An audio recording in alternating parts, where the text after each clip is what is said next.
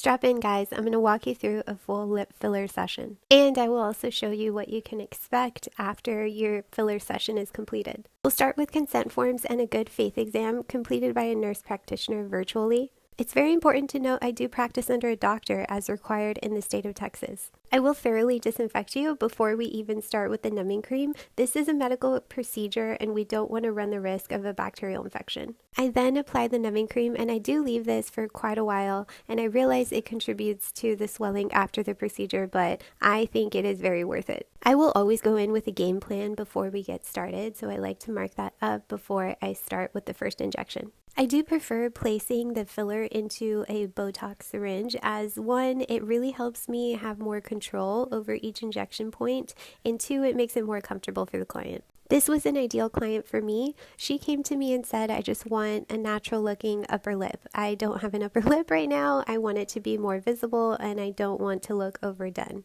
I was really confident that I was able to achieve what she wanted, but in the case that I have a client and I feel like my skill set won't reach the level of her expectations, I have no problem referring you out. Greatest risk when putting filler anywhere in your body is vascular occlusion, and so when you see me pushing down on her lips and pulling back on the syringe, that's a little safety check for me to make sure we don't deal with any complications. I'm using half a syringe on this client, and then I'll have her come back in a few weeks and see if we need to add any more.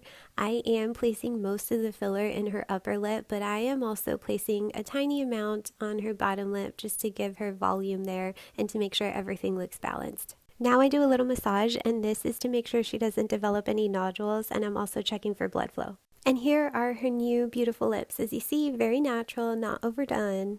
Bruising and swelling is absolutely normal after lip filler. This client reacted really well.